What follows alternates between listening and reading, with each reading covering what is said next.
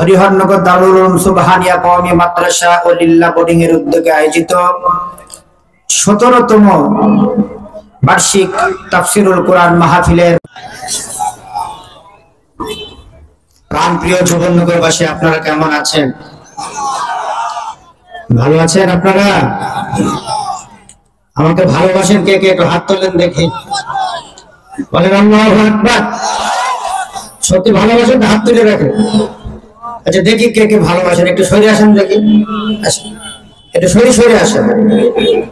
এই যে ফাঁকা জায়গায় একটু সরে সরে আসেন, ভালোবাসার নমুনা। আসেন আসেন, একটু মেহেরবানি করে আসেন। দেখতে খারাপ দেখাচ্ছে, একটু গোছ জমি জমি বসেন, যাতে ডাকা না লাগে। বারবার ডাকতে গেলে মাহফিলের পরিবেশ নষ্ট হবে। আসেন একটু জমি জমি আসেন, ইনশাআল্লাহ আশা করি কোরআনের আলোচনা ভালো লাগবে। আসেন, বারবার ডাকতে গেলে মাহফিলের পরিবেশ নষ্ট হয়। আসেন একটু জমি জমি বসে পড়ে।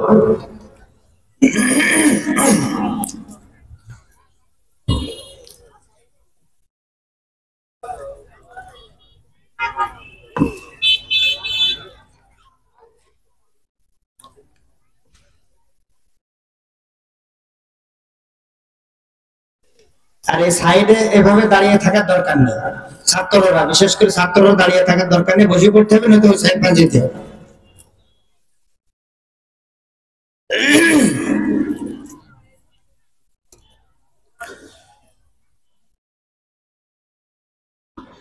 আসসালামু আলাইকুম ওয়া রাহমাতুল্লাহি ওয়া বারাকাতুহু। الحمد لله نحمده ونستعينه ونستغفره ونعوذ بالله من شرور أنفسنا ومن سيئات أعمالنا. من يهده الله فلا مضل له ومن يضلله فلا هادي له. ونشهد أن لا إله إلا الله وحده لا شريك له. ونشهد أن سيدنا وحبيبنا ومولانا محمدا عبده ورسوله الذي أرسله بالحق بشيرا ونذيرا وداعيا إلى الله بإذنه وسراجا منيرا. فقد قال الله تعالى في كلامه المجيد وفرقانه الحميد. قلنا مشهد شكل أعوذ بالله من الشيطان الرجيم. بسم الله الرحمن الرحيم. إن الذين آمنوا وعملوا الصالحات سيجعل لهم الرحمن ودا. وقال تعالى في شان حبيبه صلى الله عليه وسلم: إن الله وملائكته يصلون على النبي يا أيها الذين آمنوا صلوا عليه وسلموا تسليما. اللهم صل على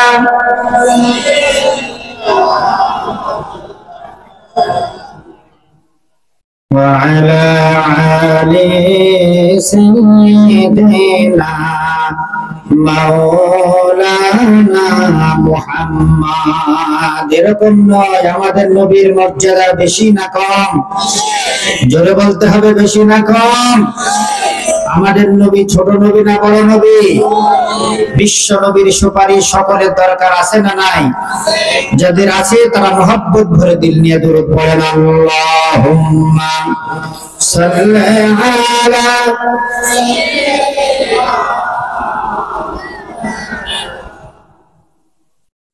وعلى آل سيدنا আমার নয়নে ভাসে আরবের ছবি মক্কা মাদিনাতে আছেন যেন নবী আমি যেন স্বপ্নে তাহার দেখা পাই আমি যেন স্বপ্নে তাহার দেখা পাই সাল্লাল্লাহু আলাইহি বলেন বলেন সাল্লাল্লাহু আলাইহি সাল্লাল্লাহু আলাইহি আমি যেন তার হাতে রেখে হাত হৃদয় মেখে পড়ি শাহাদাত আমি যেন তার হাতে রেখে হাত হৃদয় মেখে পড়ি শাহাদাত তারি সাথে মদিনাতে হিজরতে যায় তারি সাথে মদিনাতে হিজরতে যায় সাল্লাল্লাহু আলাইহি সাল্লাল্লাহু আলাইহি আল্লাহুম্মা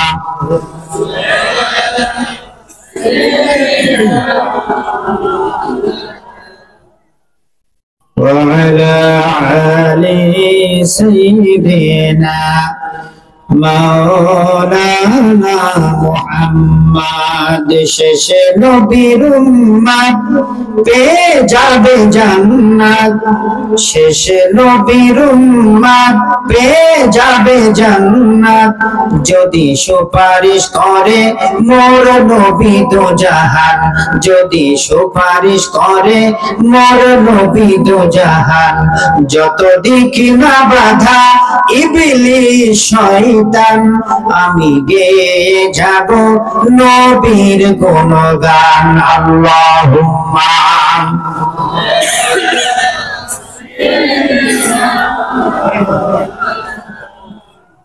وعلى آل سيدنا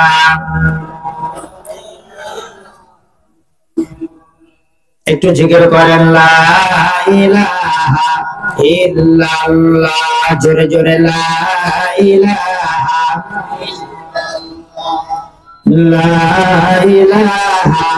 ইল্লাল্লাহ জোরে লা ইলাহা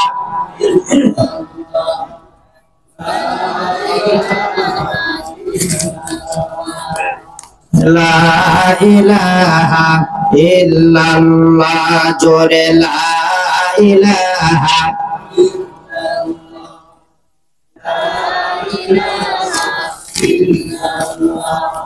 লা ইলাহা ইল্লাল্লাহ মুহাম্মাদুর রাসূলুল্লাহ ভালোবেসে যদি তুমি ক্ষমা করে দাও আমি মুক্তি পেয়ে যাব বিচারের দিন বলেন বলেন ভালোবেসে যদি তুমি ক্ষমা করে দাও আমি মুক্তি পেয়ে যাব বিচারের দিন আমি মুক্তি পেয়ে যাব বিচারের দিন আমাকে শহীদ করে নিও যার বিনিময়ে যত দুঃখ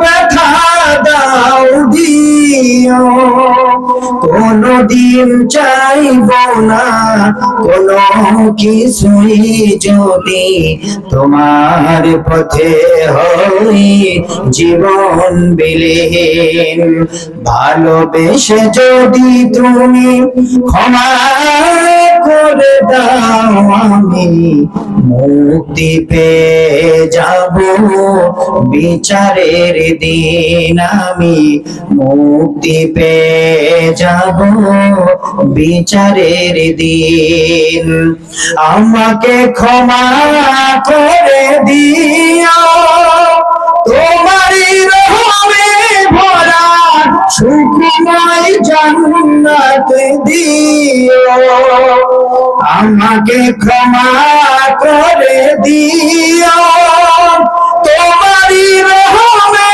ভরা সুখময় জান্নাত দিও কোনদিন চাইব না কোনো কিছুই যদি তোমার পথে হয় জীবন বিলীন ভালোবেসে যদি তুমি ক্ষমা করে দাও আমি মুক্তি পেয়ে যাব বিচারের দিন আমি মুক্তি পেয়ে যাব বিচারের দিন লা ইলাহা ইল্লাল্লাহ জোরে জোরে লা ইলাহা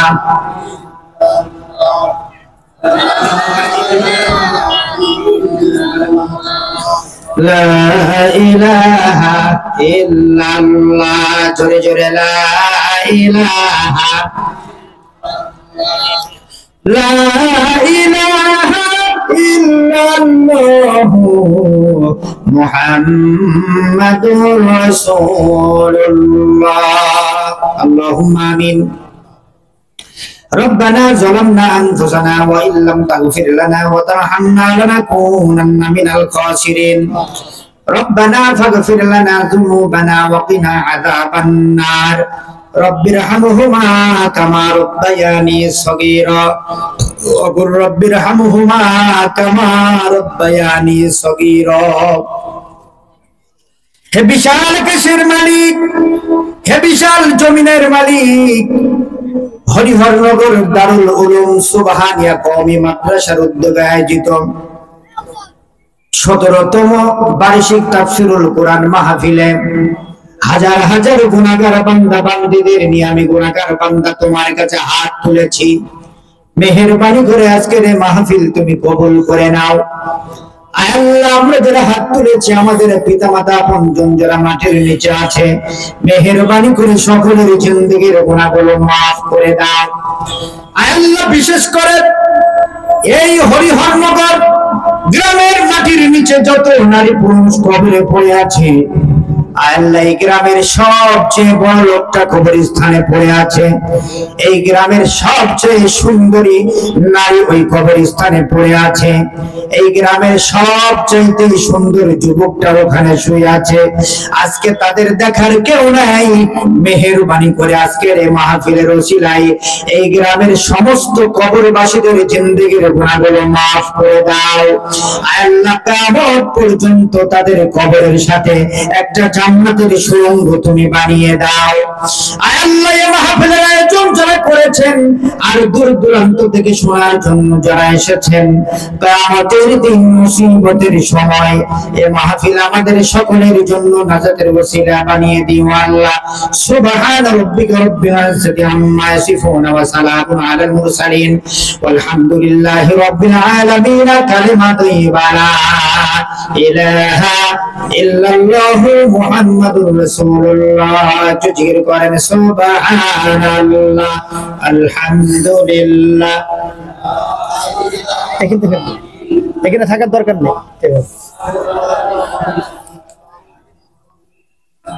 লা ইলাহা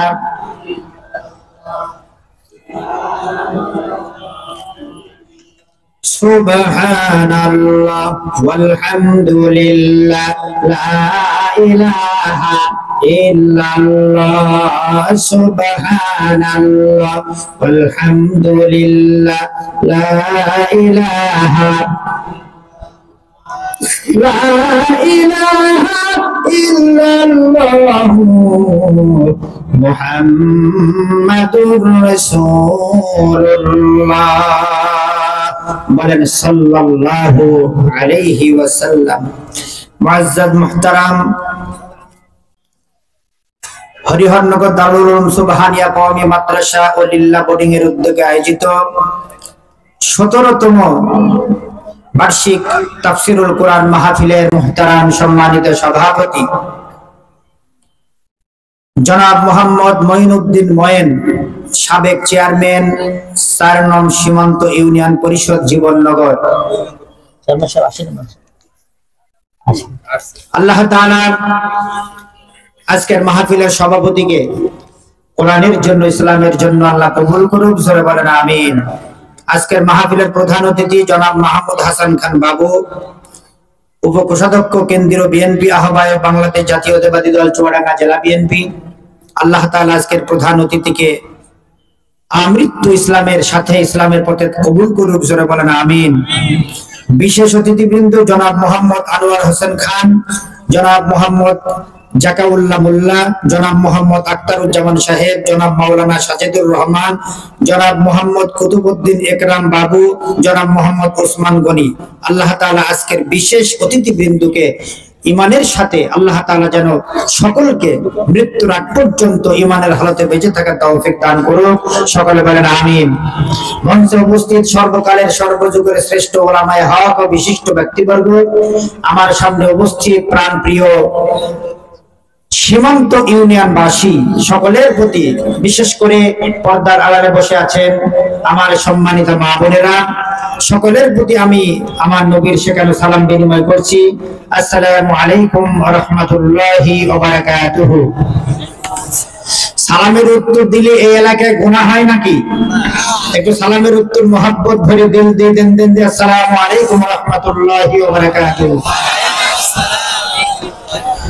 এবার আপনারা সালাম দেন, আমি উত্তর দেব। দেন, জোরে সালাম দেন। ওয়ালাইকুম আসসালাম ওয়া রাহমাতুল্লাহি ওয়া বারাকাতুহু। এবার শোধ হয়ে গেছে নাকি? আল্লাহ তাআলার দরবারে শুকরিয়া আদায় করি যে আল্লাহ সুবহানাহু ওয়া তাআলা আমাদেরকে পৃথিবীর সবচেয়ে নির্ভেজাল কিতাব আল্লাহ তাআলার কালাম, আমাদের সংবিধান, মুসলমানের সংবিধান আল কোরআন শোনার জন্য আল্লাহ তাআলা আমাদের মনোনীত করেছেন। আপনারা খুশি না বেজার? জোরে বলতে হবে, খুশি না বেজার?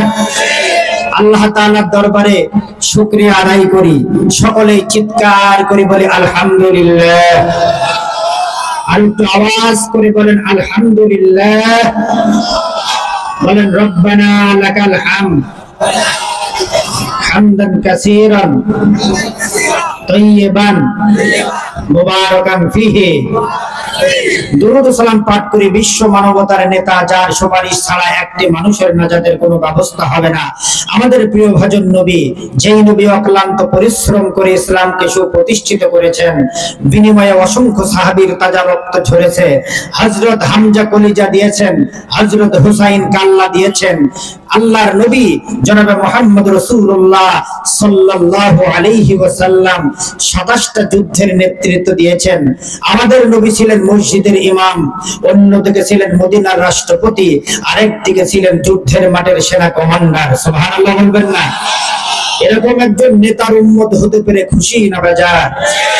আমাদের নবী একবার হ্যাঁ বলেছেন, কিয়ামত পর্যন্ত সেটা হালাল হয়ে গিয়েছে। আমাদের নবী একবার না বলেছেন, কিয়ামত পর্যন্ত সেটা হারাম হয়ে গিয়েছে। সুবহানাল্লাহ বলবেন না? এরকম একজন নবীর উম্মত হতে পেরে খুশি না বেজার? সকলে বলেন সাল্লাল্লাহু আলাইহি ওয়াসাল্লাম। সম্মানিত উপস্থিতি, আমরা কার বান্দা? জোরে বলতে হবে, কার বান্দা? আল্লাহর নামটা আসতে হবে না জোরে হবে? বলেন তো আল্লাহু আকবার।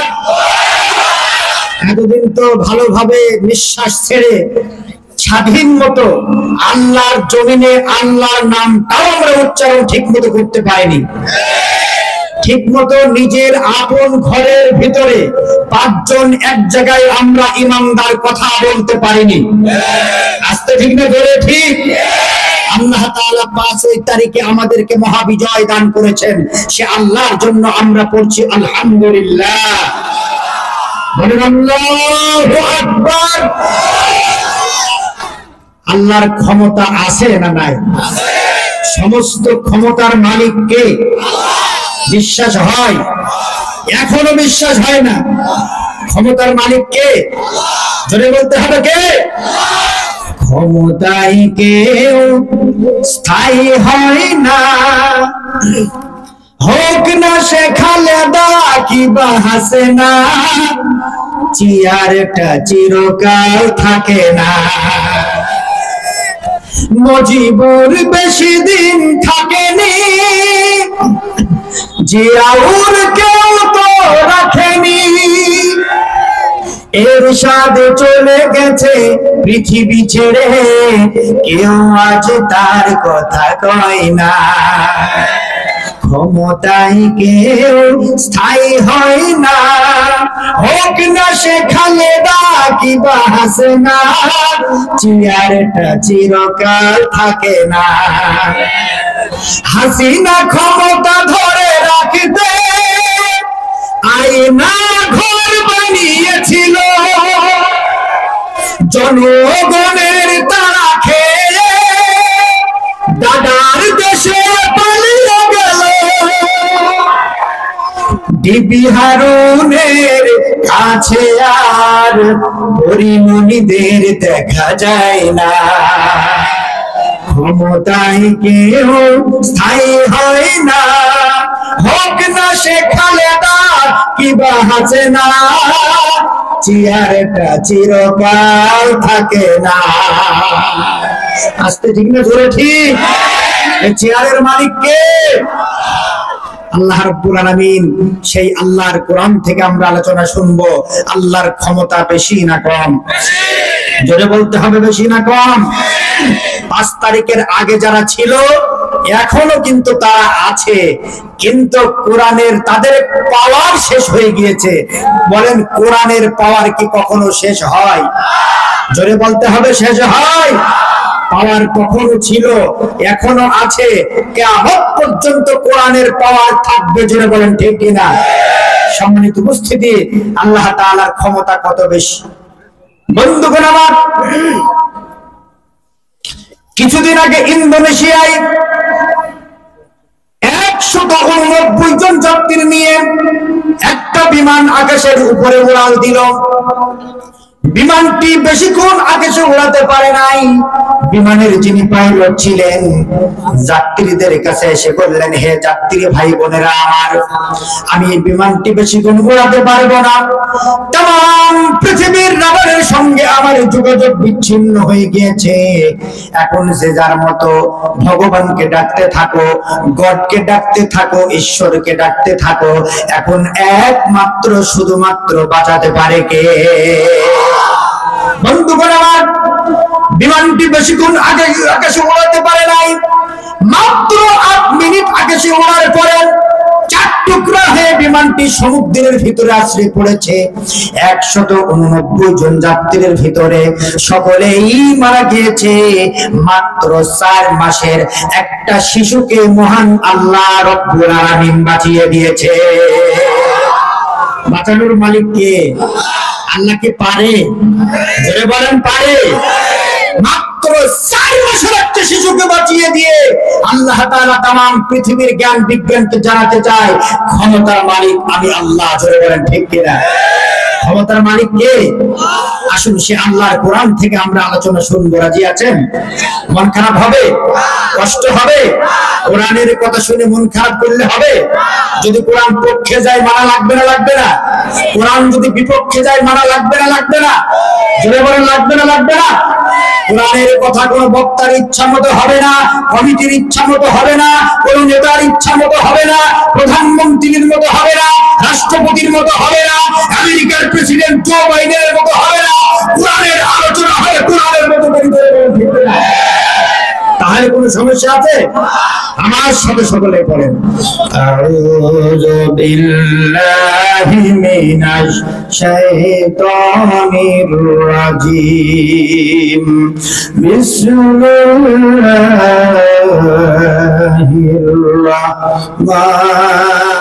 রাহমানির রাহিম।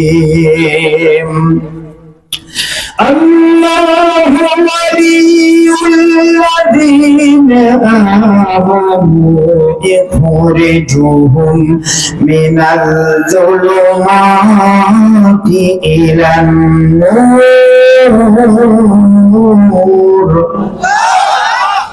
কার কথা জোরে বলতে হবে কার কথা একটু জিকির করেন লা ইলাহা ইল্লাল্লাহ জোরে লা ইলাহা ইল্লাল্লাহ জোরে লা ইলাহা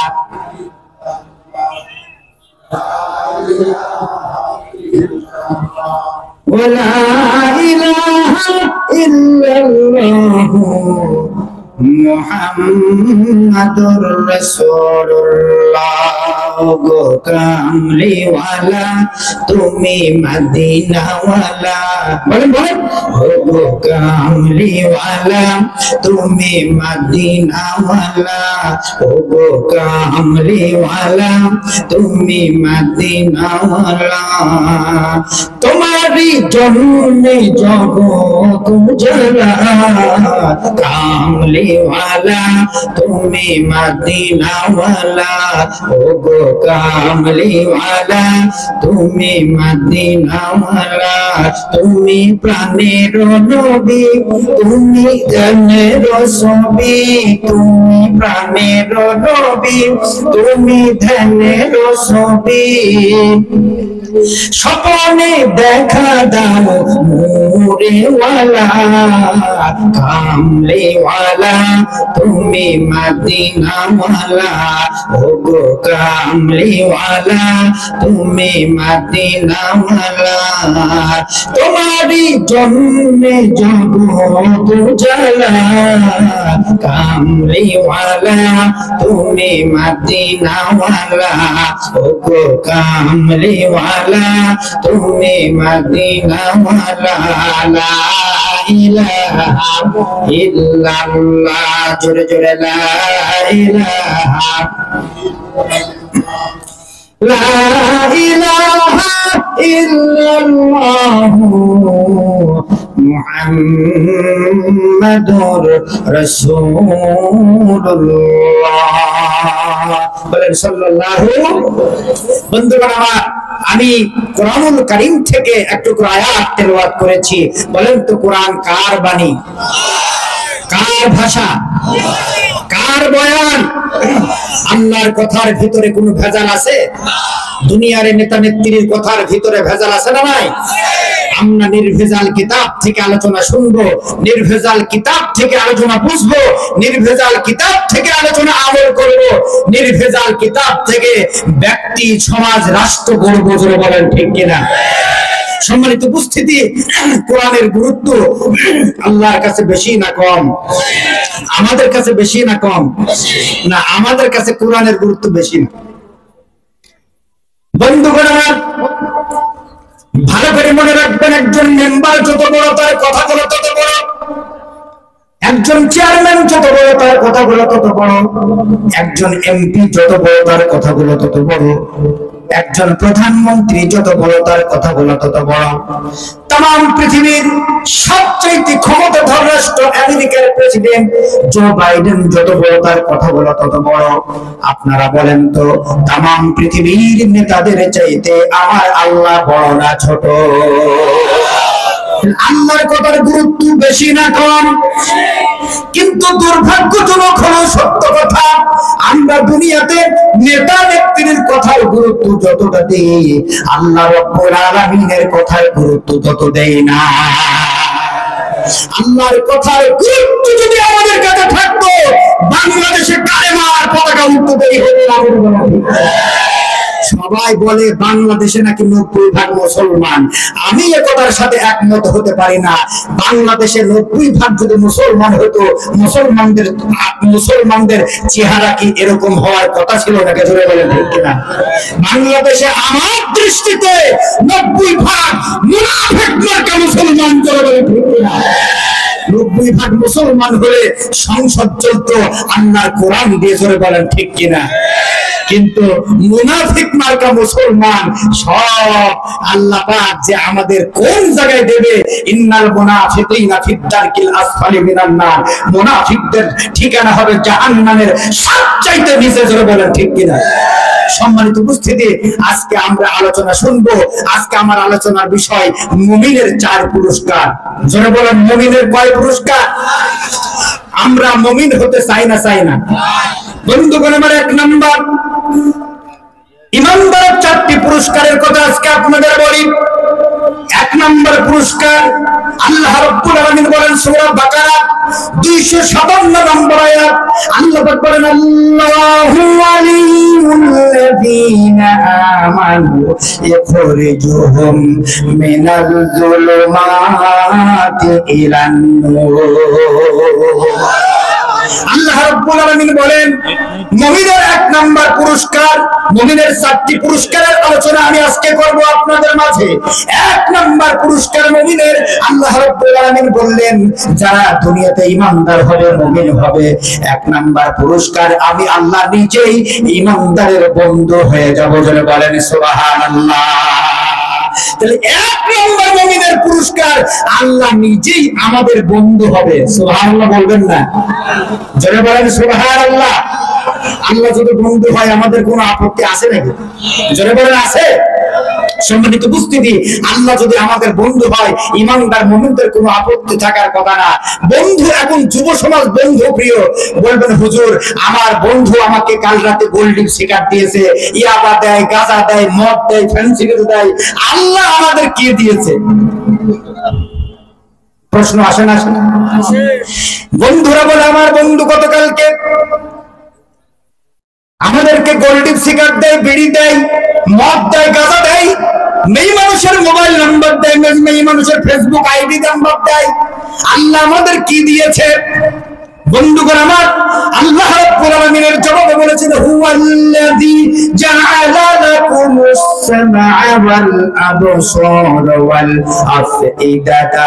আল্লাহ রাব্বুল আলামিন বললেন দুনিয়ার মানুষেরা শোনো, আমার যারা বন্ধু হয়েছো আমি তোমাদের কি দিয়েছি ভালো করে খেয়াল করো। আমি তোমাদের সর্বপ্রথম যে জিনিস দুটো দিয়েছি, 2টা ডিজিটাল কান দিয়েছি। আল্লাহু আকবার। শুধু ডিজিটাল কান দিয়ে বিজ্ঞানরা গবেষণা করে কানের ভিতরে মেশিন লাগিয়ে তারা দেখতে পেল এই ডিজিটাল কানের ভিতরে 5.5 লক্ষ আল্লাহ যন্ত্র ফিটিং করেছে।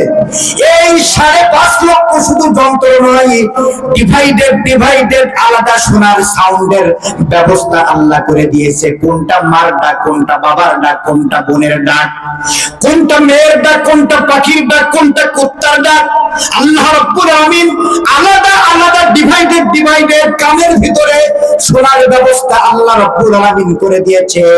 আপনারা বলেন তো দুনিয়ার এমন কোন বন্ধু আছে নাকি এইরকম ডিজিটাল 2টা কান দিতে পারে? জোরে বলেন পারে? পারে না। এই আল্লাহ পাক আমাদের কি বন্ধু? আল্লাহ রাব্বুল আলামিন ডিজিটাল 2টা কান দিয়েছে। একটা সন্তান জন্মের পরে থেকেই অন্ধ, চোখে দেখে না। আচ্ছা বলেন এই সন্তানটির সামনে পৃথিবীর সমস্ত মহিলা এসে যদি বলে খোকা আমি তোর মা, বলেন এই অন্ধ ছেলেটা কিন্তু মানবে না, কারণ সে তার মায়ের কণ্ঠ চেনে।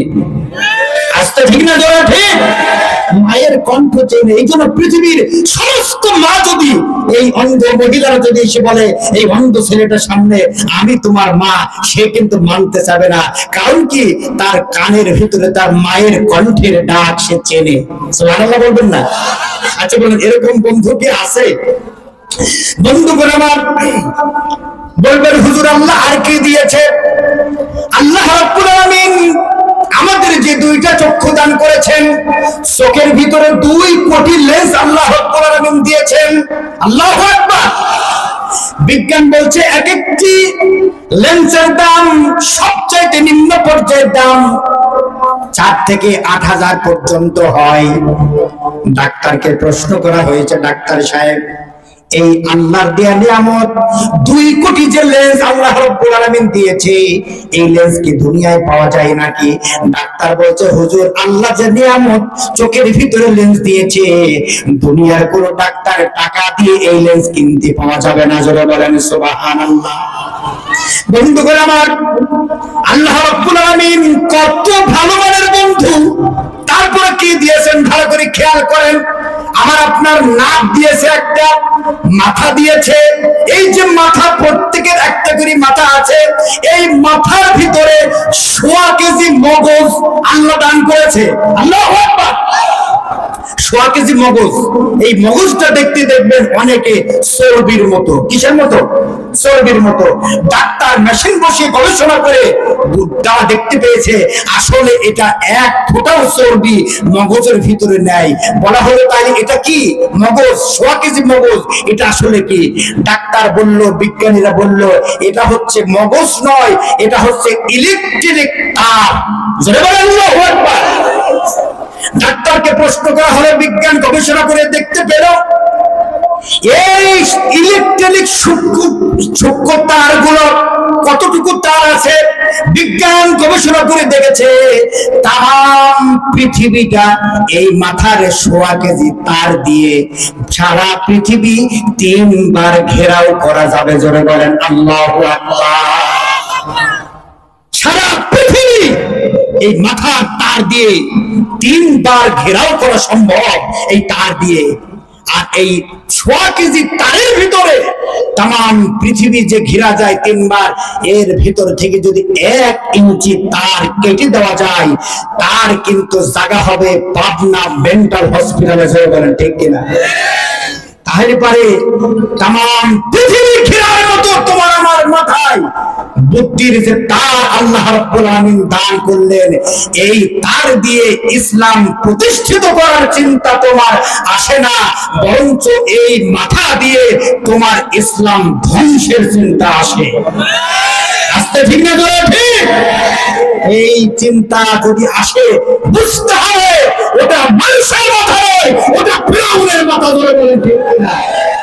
সম্মানিত উপস্থিতি, এরকম মাথা আমরা দেখেছি এদেশে।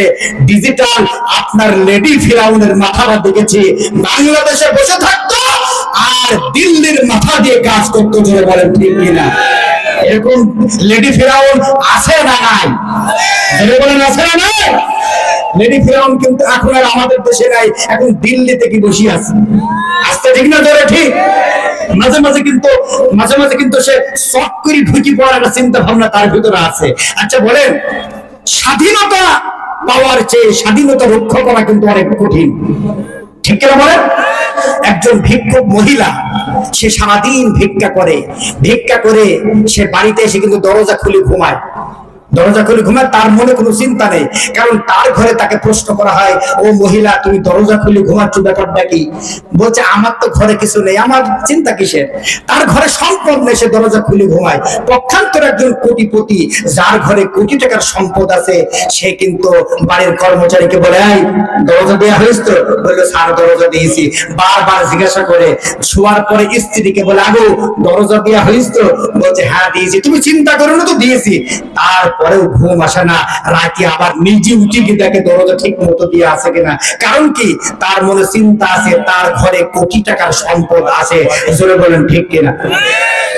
বন্ধুগণ আমার, 5 তারিখের আগে স্বাধীনতা নামক বস্তু, আমাদের স্বাধীনতা নামক সম্পদ আমাদের হাতে ছিল না। আমরা 5 জন কোরআন প্রেমিক মানুষ এক জায়গায় বসতে পারি নাই।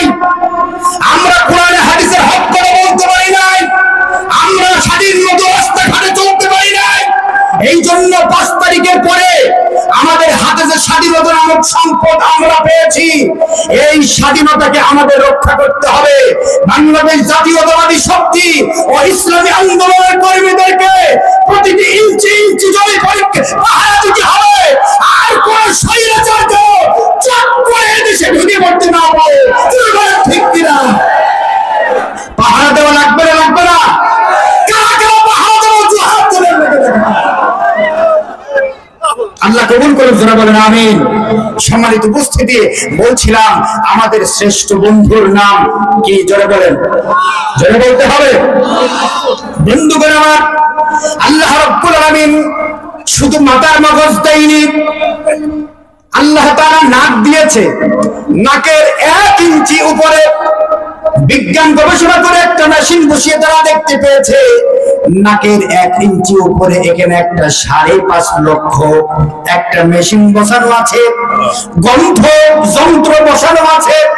কোনটা ফুলের গন্ধ, কোনটা ভূমির গন্ধ, কোনটা পায়খানার গন্ধ, কোনটা কেরোসিন, কোনটা পেট্রোল, এই গন্ধ যন্ত্র আল্লাহ বসিয়ে দিয়েছে।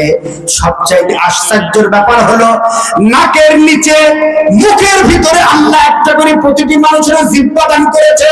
বিজ্ঞান গবেষণা করে দেখেছে প্রত্যেকটা মানুষের জিহ্বার ভিতরে 5.5 লক্ষ শ্বাস যন্ত্র বসানো আছে। দেখবেন জিহ্বার ভিতরে ফোঁটা ফোঁটা দাগ আছে না নাই? বন্ধুগণ আমার, এটা ফোঁটা ফোঁটা দাগ নাই। বিজ্ঞান গবেষণা করে দেখেছেন প্রত্যেকটা মানুষের জিহ্বার ভিতরে 5.5 লক্ষ শ্বাস যন্ত্র বসানো আছে। কোনটা আপনার আমের স্বাদ, কোনটা লেবুর স্বাদ, চিনির স্বাদ, লবণের স্বাদ, আপনার সব কিছুর স্বাদ, কোনটা খাসির গোশত, কোনটা মুরগির। আপনারা যদি পোল্ট্রি জবাই করি ইব্রাহিম খলিল জিহাদিকে বলেন হুজুর গরুর গোশত খান, আমার জিহ্বাকে তা মেনে নেবে নাকি? জোরে বলেন নেবে? নেবে না। বাস্তব আমার একটা অন্ধ ছাত্র ছিল, আমার নিজের একটা অন্ধ ছাত্র ছিল। আচ্ছা, বোর্ডিং এর ডাল রান্না দেখেছেন আপনারা কেউ? এই ডাল কিন্তু একদম পানির মতো। তো আমার অন্ধ ছাত্র একদিন মজা করি তাকে তার ভাতের ভিতরে, সে বুঝতে পারে কিনা পরীক্ষা করার জন্য, একদম বোর্ডিং এর ডাল আর পানি কিন্তু কোনো পার্থক্য থাকে না। তো তার আমরা পানি বলি, ডাল বলি, তার ভাতের ভিতরে ভাতে পানি ঢেলে দেওয়া হলো। সে টুক করে ওটা জিভে দিয়ে বলছে, আমাকে তোরা পানি দিলি? তাহলে বোঝা গেল কি আপনি তাম পৃথিবীর আপনি ভালো পোল্ট্রির গোশত রান্না করি জিভে দেওয়ার সাথে সাথে জিভ বলি দেবে এটা খাসি নয়, গরু নয়, এটা পোল্ট্রির গোশত। ধরে বলেন ঠিক কিনা? বন্ধুগণ আমার, আল্লাহ রাব্বুল আলামিন বললেন আমি তোমাদেরকে 7 যন্ত্র 5.5 লক্ষ জীবের ভিতরে ফিট করে দিলাম। তাহলে যে আল্লাহ রাব্বুল আলামিন এত কিছু দিয়েছে তাম পৃথিবীতে, আপনারা বলেন তো সেই আল্লাহর চাইতে ভালো বন্ধু দুনিয়াতে আর আছে নাকি? জোরে বলেন আছে? তাহলে 1 নম্বর ইমানদারের পুরস্কার হলো আল্লাহ স্বয়ং আমাদের বন্ধু হবে। সুবহানাল্লাহ বলবেন না? আল্লাহ বন্ধু হলে ক্ষতি আছে নাকি কারো? যারা বলেন ক্ষতি না লাভ, সেই আল্লাহ পাক আমাদের যদি বন্ধু হয় আমাদের সবচেয়ে চূড়ান্ত সফলতা হবে, সেটা হলে মৃত্যুর পরে আমাদের চূড়ান্ত সফলতা আল্লাহর জান্নাত পর্যন্ত আমরা যেতে পারবো। যারা বলেন ঠিক কিনা? এই জান্নাতে যেতে চাই না? চাই না? ইমানদার 2 নম্বর পুরস্কার, ভালো করে খেয়াল করেন বন্ধুগণ আমার, ইমানদার 2 নম্বর পুরস্কার আল্লাহ রাব্বুল আলামিন বলেন ইন্নাল্লাযীনা আমানু ওয়া আমিলুস সালিহাতি সায়াজআলু লাহুমুর রাহমানু বুদ্দা। আল্লাহ রাব্বুল আলামিন বললেন ইমানদাররা শোনো, ঈমানের পরে যদি তোমরা ভালো কিছু কাজ করো, আমি আল্লাহ রাব্বুল আলামিন तमाम পৃথিবীতে সমস্ত মানুষের ভালোবাসা তোমাদের দান করব। তোমাদের সম্মান তাদের মাঝে বেড়ে যাবে, তোমাদের ভালোবাসা সবার মাঝে পয়দা হয়ে যাবে। বলবেন হুজুর কিরকম কথা বলেন, আপনার কথার সাথে তো কাজের কোনো মিল পাচ্ছি না। আপনি বলছেন ঈমান আনলে ঈমানদারদের মানুষ ভালোবাসবে, কিন্তু দেখা যায় আমাদের তো ভালোবাসে না, আমাদের পাখির মতো গুলি করে করে মারা হয়। জোরে বলেন ঠিক কিনা? আমাদের তো পাখির মতো গুলি করে মারা হচ্ছে। ফিলিস্তিনে মারা হয়, আপনার ইসরায়েল ফিলিস্তিনকে মারে। 20 বছর ধরে আমেরিকা আপনার আফগানিস্তানে মারলো। तमाम পৃথিবীতে মুসলমানদের উপরে নির্যাতন হয়, মারা হয়, আর আপনি বলছেন আল্লাহ মুসলমানদের ঈমানদারদের ভালোবাসা তৈরি করে দেবে। আপনার কথার সাথে তো কাজের মিল হলো না, কোরআনের আইনের সাথে মিল হলো না। আল্লাহ রাব্বুল আলামিন বলেন নিশ্চয় আল্লাহর কথা সত্য। আল্লাহর কথা সত্য না মিথ্যা? বন্ধুগণ আমার, আল্লাহ রাব্বুল আলামিন সমস্ত মানুষের মনের ভিতরে ইসলামী আন্দোলনের কর্মীদের ভালোবাসা তৈরি করে দেবে। যদিও কিছু মানুষ অবহেলা করে, অপছন্দ করে, কিন্তু আল্লাহ রাব্বুল আলামিন তাদের ভালোবাসা এমন ভাবে তৈরি করে দেবে, মরার পরে, মরার আগে পুলিশ পাহারা লাগে 2 গাড়ি, আর মরার পরে তাদের পুলিশ পাহারা দিতে হয় 10 গাড়ি। জোরে বলেন ঠিক কিনা? আছে না নাই? তাহলে মরার আগে চাইতে মরার পরে সম্মান বাড়ে না কমে? জোরে বলেন বাড়ে না কমে? বাড়ে। বন্ধুগণ আমার, তাহলে আল্লাহ এই ভালোবাসা তৈরি করে দেবে। এটা কার কথা? আল্লাহর কথা। হযরত আবু যর গিফারী রাদিয়াল্লাহু তাআলা আনহু তিনি বলেন, আমি একদিন আবু জেহেলের বাড়ির পাশ দিয়ে যাচ্ছিলাম। বাড়ির পাশ দিয়ে যেতে যেতে হঠাৎ আবু লাহাব এবং আবু জেহেলের কিছু কথা আমার কানে গেল। আবু জেহেল এবং আবু লাহাব জামাই শ্বশুর। আবু লাহাব শ্বশুর, আবু জেহেল জামাই। আবু জেহেল প্রশ্ন করে, আব্বা আজকে আপনি একটা সত্যি কথা বলবেন। বলছে কি? আবু জেহেল বলো, কি সত্য জানতে চাও? আবু জেহেল বলল, আব্বা বলেন তো, আপনি এই দুনিয়াতে সবচাইতে কাকে বেশি ভালোবাসেন? সবচাইতে কাকে বেশি ভালোবাসেন আব্বা বলেন তো? আবু লাহাব চুপ করে আছে, কথা বলে না। আবার প্রশ্ন করে, চাচা বলেন তো, আপনি সবচাইতে বেশি ভালোবাসেন কাকে? আবু লাহাব চুপ করে আছে। বারবার প্রশ্ন করার পরেও যখন আবু লাহাব কোনো কথা বলে না, আবু জেহেল বলছে, বুঝতে পেরেছি আপনি এই পৃথিবীতে সব চাইতে আমার শাশুড়িকে বেশি ভালোবাসেন। আপনি লজ্জায় এই কথাটা হয়তো বলতে পারছেন না। আবু লাহাব বলল, না না না, আমি যদি এখন সত্যি কথাটা বলি তুমি আমাকে মাইন্ড করতে পারো। বলল, না মাইন্ড করবো না, আপনি আমাকে বলেন। আবু লাহাব বলল, আমি এই দুনিয়াতে সব চাইতে যেই মানুষটাকে বেশি ভালোবাসি সেই মানুষটা আর কেউ নয়, মুহাম্মদুর রাসূলুল্লাহ। নবীর রোজা শরীফ দেখে মন ভরে না, নবীর রোজা শরীফ দেখে মন ভরে না, দিদার দাও গো শাহে মদিনা, দিদার দাও গো শাহে মদিনা। পৃথিবীর যতখানে যত গিয়েছি কম বেশি দুঃখ তো পেয়েছি, রোজাতে গেলে মদিনাতে গেলে দুঃখ থাকে না, দিদার দাও গো শাহে মদিনা, দিদার দাও গো শাহে মদিনা। আল্লাহুম্মা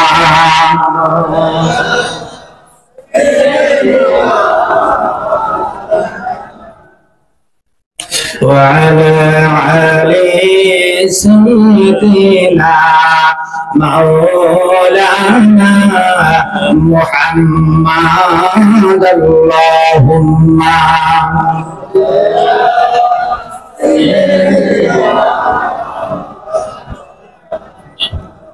وعلى علي سيدنا مولانا মুহাম্মদ। বন্ধুগণ আমার, আবু জেহেল তখন বলল, আব্বা আপনি কি মুসলমান হয়ে যাচ্ছেন নাকি? আবু লাহাব বলল, না না মুসলমান হচ্ছি না। বললেন যে মুহাম্মদকে ভালোবাসেন। বলল, আমি ভালোবাসি তার সততার জন্য, আমি ভালোবাসি মুহাম্মদ জীবনে কোনোদিন মিথ্যা কথা বলে না এই জন্য, আমি ভালোবাসি মুহাম্মদের দলের কর্মীদেরকে যারা কোনোদিন দুর্নীতি করে নাই। জুড়ে বলেন ঠিক কিনা? বলেন তো এরকম আছে না নাই? আমাদের জেলাতে আমরা দেখেছি, বাংলাদেশে এই কেরুয়ান কোম্পানি, আমাদের এলাকার কেরুয়ান কোম্পানিতে বাংলাদেশের ইতিহাসে কোনোদিন লাভ দেখাইতে পারে নাই লোকসান ছাড়া। একমাত্র মতিউর রহমান নিজামী এই কেরুয়ান কোম্পানি লাভ দেখিয়েছিল। জোরে বলেন ঠিক কিনা? মনে আছে আপনাদের? জোরে বলেন আছে?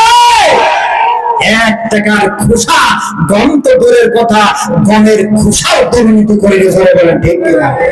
মাননীয় প্রধানমন্ত্রী সাংবাদিক সম্মেলন করে বুক উঁচু করে টান টান করে তিনি বলেছিলেন, আমার পিয়নও 400 কোটি টাকার মালিক, আমার পিয়ন হেলিকপ্টার ছাড়া চলে না। জোরে বলেন ঠিক কিনা? সেদিন লজ্জায় মাথা হেট হয়ে গিয়েছিল। সেদিন একজন সততা নিয়ে, সব সাহস নিয়ে একটা সাংবাদিক বলতে পারেনি, আপনি যদি হন 400, আপনার পিয়ন যদি 400 কোটি টাকার মালিক হয়, আপনি না জানি কত হাজার কোটি টাকার মালিক। জোরে বলেন ঠিক কিনা? সম্মানিত উপস্থিতি, এই জন্য ইমানদার যারা, তারা কখনো দুর্নীতি করতে পারে? জোরে বলেন পারে? বন্ধুগণ, আবু লাহাব বলল, মুহাম্মদের দলের কর্মীদের ভালোবাসি, তারা কোনোদিন দুর্নীতি করে না, সম্পদের পাহারা দেয়, নারীর ইজ্জত হরণ করে না, ইজ্জতের পাহারা দেয়। এই জন্য ইমানদারদের ভালোবাসি। আপনারা বলেন তো, ইমানদারদের ভালোবাসা কে তৈরি করে দেবে? জোরে বলেন কে? বন্ধুগণ আমার, ইসলাম দুধের স্বরের উপরে ইসলাম আসে নাই, সবরি করার উপরে ইসলাম আসে নাই। ইসলাম এসেছে উত্তপ্ত বালুর ময়দানে, ইসলাম এসেছে হামজার কলিজার মাধ্যমে, ইসলাম এসেছে হুসাইনের কল্লা দেওয়ার মাধ্যমে, বিশ্ব নবীর হিজরত করার মাধ্যমে। বন্ধুগণ আমার, খুব ভালো করে খেয়াল করেন, কত কষ্টের ইসলাম আমরা পেয়েছি, আজকে হারাই খেলাই ইসলাম আমাদের সম্মুখ থেকে বিলীন হয়ে যাচ্ছে।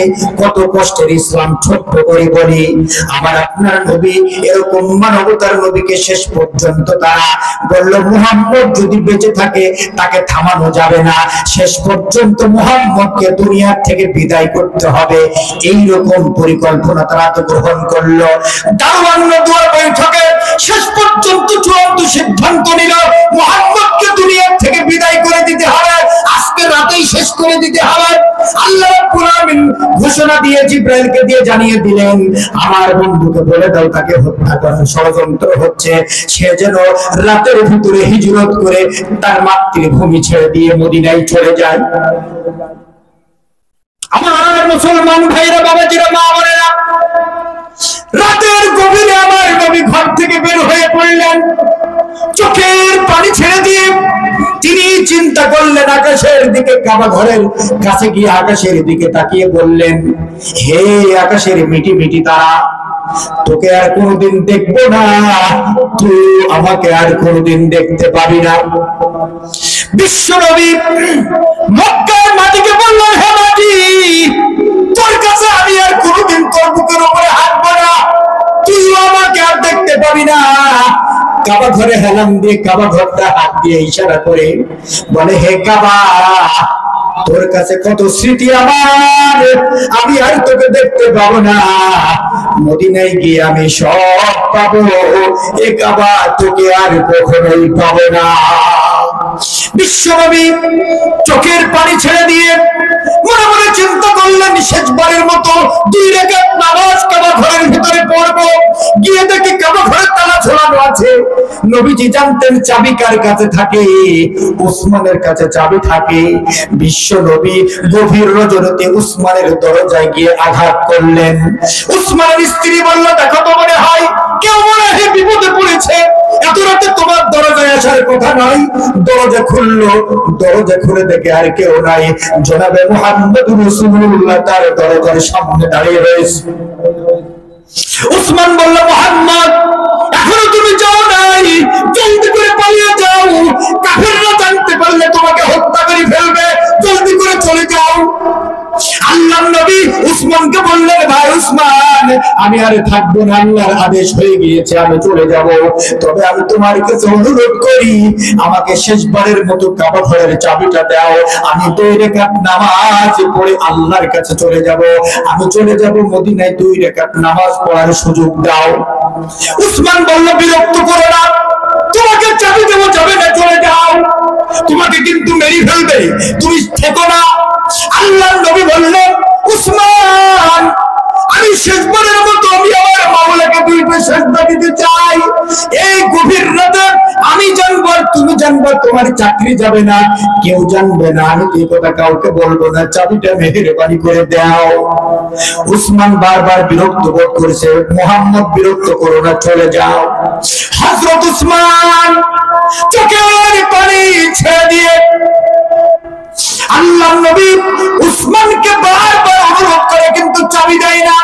বিশ্ব নবী শেষ পর্যন্ত উসমানের হাত দুইটা চেপে ধরেছে এইভাবে।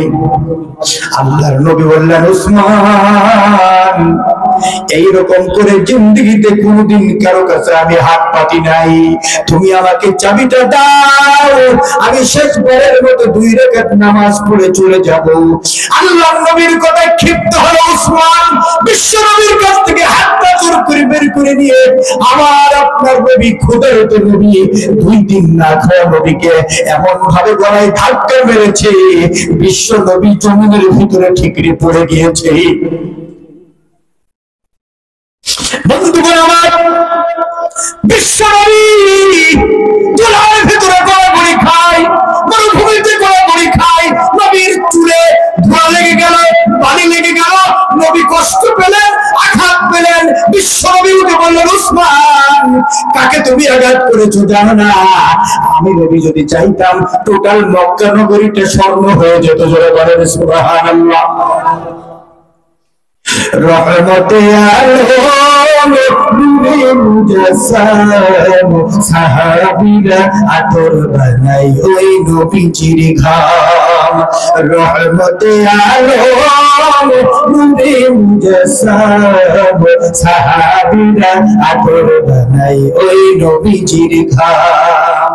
জানো মানো জানো কেমন আমার নবীজি, যাহার পাগল চন্দ্র সূর্য তারকারাজি।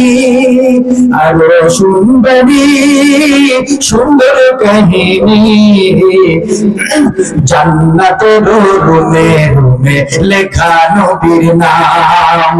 রহমতে আলম নূরে মুজাসসাম, সাহাবীরা আতর বানাই ওই নবীজির ঘাম। সাহাবীরা আতর বানাই ওই নবীজির ঘাম। ঠিক কিনা বলে বন্ধুগণ আমার? বিশ্ব নবী বললেন, উসমান, আজকে তুমি আমাকে চাবি দিলে না, কিন্তু এমন একদিন আসবে এই চাবি দেওয়ার জন্য তুমি উসমান একদিন পাগল হয়ে যাবে। জোরে বলেন সুবহানাল্লাহ। সেই ইসলাম এসেছে উত্তপ্ত বালুর ময়দানে। সুতরাং এ পথ কঠিন পথ, ইসলামের পথ সহজ নয়। ইসলামের পথে থাকতে হয়, জীবন যাবে, যৌবন যাবে, প্রয়োজনে বিন্দু বিন্দু রক্ত ঢেলে দিতে হবে, ফাঁসির মঞ্চে যেতে হবে, তবু মুসলমান ইমান দেবে। ঠিক কিনা? কারা কারা রাজি? 2 হাত তুলে আমরা দেখাও।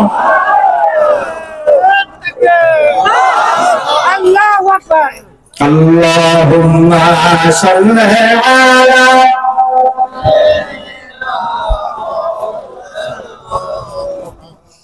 ওয়া আলা আলি সাইয়্যিদিনা।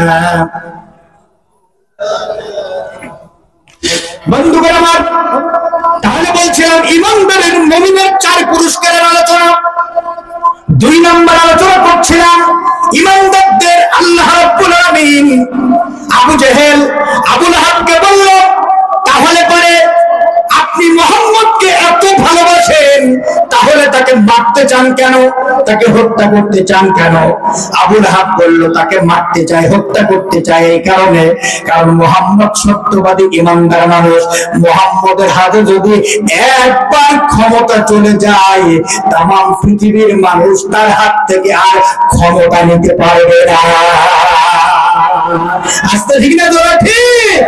তাম পৃথিবীতে মুসলমানদের ইমানদারদের মার হয়, মার খায় একটাই কারণ, ক্ষমতার জন্য। জোরে বলেন ঠিক কিনা? কিসের জন্য?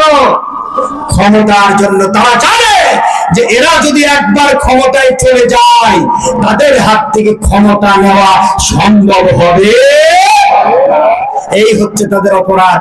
মুসলমানদের একটাই অপরাধ, ওমা নাকামু মিনহুম ইল্লা আইয়ুমিনু বিল্লাহিল আজিজিল হামিদ। একটাই অপরাধ, ঈমান এনেছে কার উপরে? জোরে বলতে হবে, কার উপরে? আল্লাহর উপরে। ঈমানদারের মুমিনের 3 নাম্বার পুরস্কার, 4টি পুরস্কারের মুমিনের 4টি পুরস্কার আলোচনা হচ্ছে।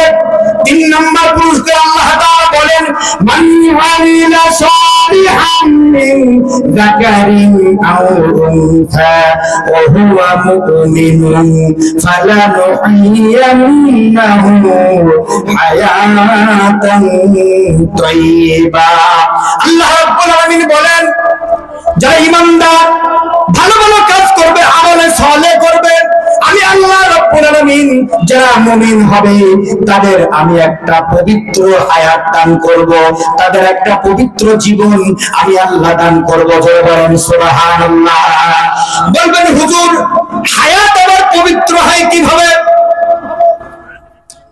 আমাকে আপনাকে আল্লাহ যে 50 বছর 60 বছর জীবন দিয়েছে, এটাকে হায়াত বলে? বলবেন হায়াত আবার পবিত্র হয় কিভাবে? পবিত্র জীবন আল্লাহ আপনাকে দান করবে। হায়াত পবিত্র হবে তখন জিনা করতে মন চাবে না, তখন হায়াত পবিত্র হবে তখন চুরি করতে মন চাবে না, তখন হায়াত পবিত্র হবে তখন আপনার দুর্নীতি করতে মন চাবে না, তখন হায়াত পবিত্র হবে তখন নামাজ কামাই করতে ইচ্ছে হবে না, তখন হায়াত পবিত্র হবে যখন আপনার কোনো কিছু চুরি করতে মন বলবে না, তখন। জোরে বলেন ঠিক কিনা? তাহলে না আপনার হায়াত পবিত্র। সব হায়াত পবিত্র হতে পারে? জোরে বলেন পারে? তাহলে সব হায়াত পবিত্র নয়। আপনার 60 বছর জীবন যদি ক্লিন থাকে, পরিষ্কার থাকে, হায়াত পবিত্র থাকে, একটা গুনাহ যে জীবনে থাকবে না, সেই জীবনটাকে পবিত্র জীবন বলে। চুরি থাকবে না যখন, জিনা থাকবে না তখন আপনার হায়াত পবিত্র হবে তখন। জোরে বলেন ঠিক কিনা? এই জন্য পবিত্র করার দরকার আছে না নাই? বন্ধুগণ আমার, কেমন পবিত্র? বাস্তব ঘটনা বলি। কিছুদিন আগে পেপারে পড়েছিলাম, বগুড়ায় একজন রিকশা চালাতে চালাতে হঠাৎ তাকিয়ে দেখে তার রিকশার ভিতরে কে যেন একটা ব্যাগ ভর্তি টাকা রেখে চলে গিয়েছে। ব্যাগের চেন খুলে দেখে ব্যাগের ভিতরে অনেকগুলো টাকা। চেনটা মেরে দিলেন। দেরি না করে রিকশা চালক চলে গেল মাইকের দোকানে। মাইকের ভাড়া করে সারা বগুড়া শহর মাইকিং করলো, ভাই আমার রিকশায় একটা টাকার ব্যাগ পাওয়া গিয়েছে, উপযুক্ত প্রমাণ দিয়ে আপনি ব্যাগটা নিয়ে যেতে পারেন। সন্ধ্যা পর্যন্ত রাত অবধি মাইকিং করার পরে মানুষ খুঁজে পাওয়া গেল না। তারপরে চলে গেল পরের দিন থানায় গিয়ে ওসি সাহেবের কাছে বলল, ওসি সাহেব, এই যে আমার রিকশার ভিতরে একটা টাকার ব্যাগ আমি পেয়েছি, এই টাকার ব্যাগ কে যেন রেখে গিয়েছে, সারাদিন মাইকিং করে মানুষ খুঁজে পাওয়া যায়নি, আপনার কাছে রেখে গেলাম, আপনি যখন পাবেন টাকার ব্যাগটা তাকে দিয়ে দেবেন।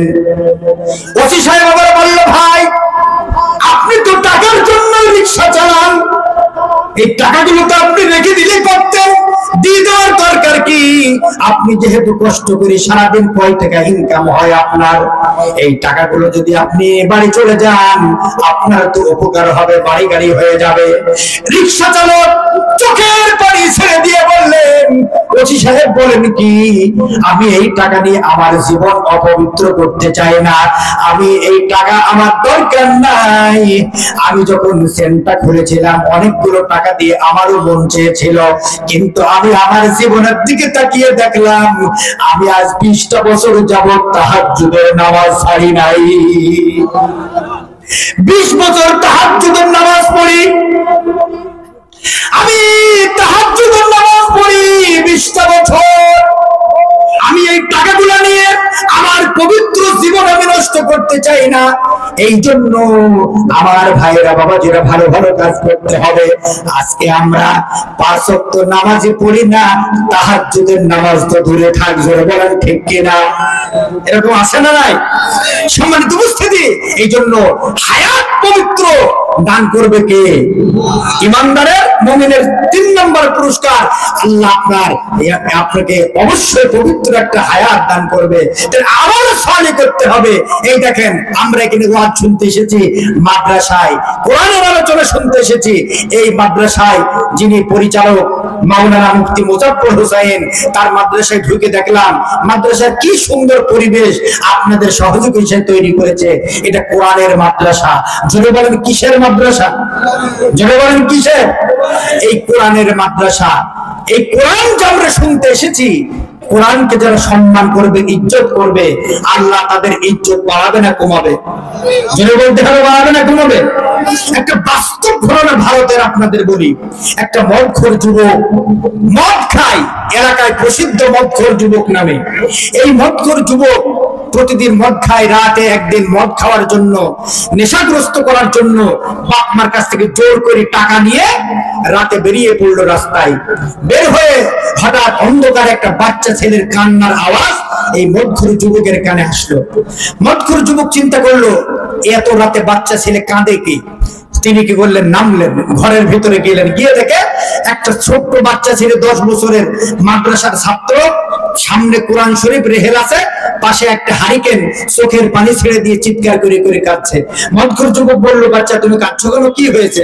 বলল, চাচা আমি কাঁদছি এ কারণেই, আগামীকাল সকালবেলায় হেফজখানায় আমাকে পড়া দিতে হবে। এ দেখেন হারিকেনের বাতি নিভিয়ে যাওয়ার কারণে আমি আর কোরআন পড়তে পারছি না, হুজুর আমাকে মারবে, এই ভয়ে আমি কাঁদছি। আল্লাহ তাআলা যুবকের মনের অবস্থার পরিবর্তন করে দিল।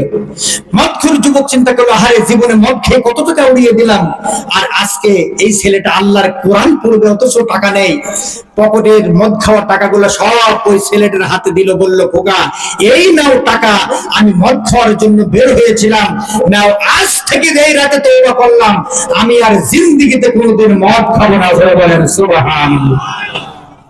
কোরআনকে সহযোগিতা করে টাকাগুলো সব দিয়ে তওবা করে বাড়িতে গেল। আল্লাহর কি ইশারা, কুদরত! রাতের ভিতরে, ঘুমের ভিতরে এই যুবকটা দুনিয়ার থেকে বিদায় নিল। এরকম হয় না, হয় না? ঘুমের ঘরে মানুষ দুনিয়া ছেড়ে বিদায় নেয় না, নেয় না? এই জন্য ঘুম ভাঙলে সকাল, না ভাঙলে পরকাল। সম্মানিত উপস্থিতি, এই যুবক মারা গেল। সকালবেলায় ঘোষণা হলো মদখোর যুবক মারা গিয়েছে। এলাকার গণ্যমান্য ব্যক্তিরা বলল, এই যুবককে আমাদের কবরস্থানে মাটি দেওয়া যাবে না। কাফন ছাড়া, দাফন ছাড়া যুবককে জঙ্গলের ভিতরে ফেলে দিয়ে আসলো। 3 দিন পর ওই এলাকার 2 জন বড় বড় আলেম স্বপ্নে দেখলো, আল্লাহ স্বপ্নে দেখাচ্ছে, তোমরা যাকে কাফন ছাড়া, দাফন ছাড়া জঙ্গলে ফেলে দিয়ে এসছো, ওই যুবকের লাশটা নিয়ে আসো, গোসল দাও, কাফন পরাও, তার জানাজা পড়ে তাকে দাফন করো। বলেন সুবহানাল্লাহ। ওই 2 জন আলেম, আল্লাহর বান্দা, জঙ্গলের ভিতরে চলে গেল মদখোর যুবককে দেখার জন্য। গিয়ে দেখেন 3 দিন 3 রাতের লাশ, একটা মশা মাছি পর্যন্ত শরীরে বসে নাই। জোরে বলেন সুবহানাল্লাহ। বন্ধুগণ আমার, যখন এই দৃশ্য দেখেছে, হক্কানি আলেম 2 জন এলাকার মানুষ ডেকে নিয়ে এসে ছেলেটার গোসল করালো, জানাজা পড়ানোর জন্য উপস্থিত মানুষকে ঘোষণা দিল। তারপরে লাইনে অনেক মানুষ দাঁড়িয়ে গেল জানাজার জন্য। আল্লাহর আলেম 2 জন বলল, এই যুবকের ভালো কিছু আমলের কথা কেউ জানো নাকি? বলল, না না না, এই যুবক কোনোদিন ভালো আমল করেনি, মদ খেয়ে এলাকা নষ্ট করেছে। মদখোর যুবক নামে প্রতিষ্ঠিত কেউ কোনো কথা বলে না। জানাজার শেষ প্রান্তে একটা ছোট্ট বাচ্চা ছেলে চোখের পানি ছেড়ে দিয়ে কাঁদে। ওই ছেলেটি বলল, হুজুর আমি জানি। বলল, এদিকে আসো, কি জানো তুমি?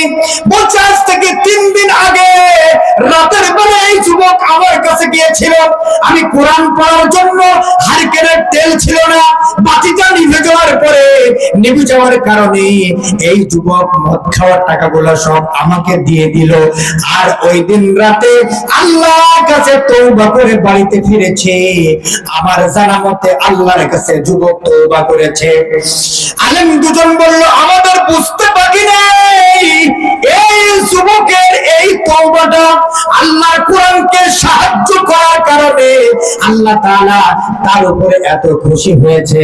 খুশি হয়ে তার তওবা আল্লাহ এমন ভাবে কবুল করেছে, আল্লাহ তার জীবনের সব গুনাহ মাফ করে দিয়েছে। বন্ধুগণ আমার, তাহলে এই মদখোর যুবক আপনার আল্লাহর কাছে ক্ষমা পেল কোরআনকে সম্মান করার কারণে না অসম্মান করার কারণে? জয় বলেন। তাহলে কোরআনকে ইজ্জত করে যদি মদখোর যুবক মাপ পেয়ে যায়, আমরা এখানে এসেছি, আপনারা কেউ উঠবেন না। এই আল্লাহর এই নবীর ঘর, এই মাদ্রাসা যারা কোরআন শিখতে এসেছে তাদেরকে আমরা একটু মাদ্রাসার কোরআনের জন্য আমরা একটু সম্মান করতে চাই না? চাই না? জয় বলেন, চাই না? চাই না? আচ্ছা বলেন তো, আল্লাহর কোরআন কত পারা? জোরে বলেন কত পারা? আরো জোরে বলেন কত পারা? আল্লাহর জান্নাতে আমরা যেতে চাই।